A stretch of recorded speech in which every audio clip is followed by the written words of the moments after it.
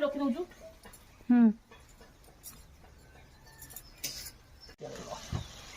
ଏବେ ଆମର ରୋଷେଇ ଚାଲିଛି। ରୁଷିଆ ରୋଷେଇ କରୁଛନ୍ତି। ଏଠି ଆମର ହେଲ୍ପର ଲୁଣ ପକାଉଛନ୍ତି। ଆଉ କ'ଣ ଆଳୁ ଗଣିକି ପକାଉଛ ନା କ'ଣ? କି କେତେଟା ଖାଇବ? ମୋର ଦୁଇଟା। ମୋର ଆଳୁ ଟିକେ ଝୋଳ ଟିକେ ଝାଳ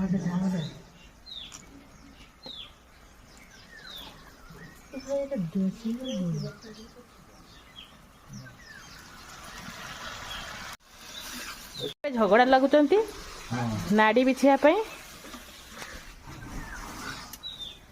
ବାପା କହୁଛନ୍ତି ମୁଁ ସଫା କରିବି, ମମି କହୁଛନ୍ତି ମୁଁ ସଫା କରିବି। କାମ କରିବା ନାଗି ଆମର ସବୁ ତତ୍ପର।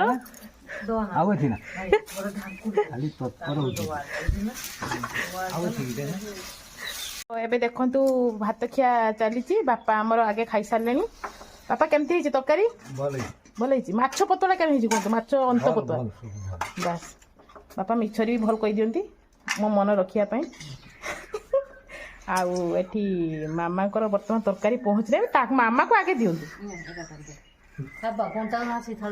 ଆଗେ ମାମାର ବାସ୍। ମାମା ଟାଣ କେନ କଥା ନାଗୁଛି ଖାଅ।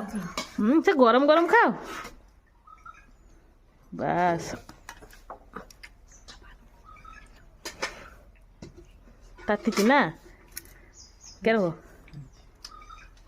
1 ନମ୍ବର। ମୁଁ 2 ନମ୍ବର ଦେବି ମାର୍କ। ଏଇଟା ଆମର ବଡ଼ ରୁଷିଆ।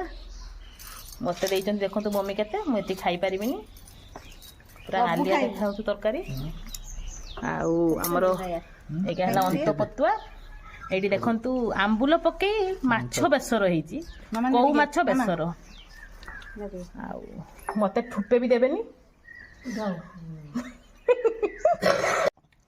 ଆମ୍ବୁଲ ଦେଇକି ତରକାରୀ ହେଇଛି ହେଲା। କଉ ମାଛ ବେସର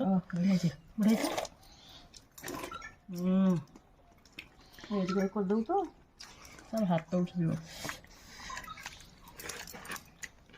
ଚିକେନ ସାଲାଡ।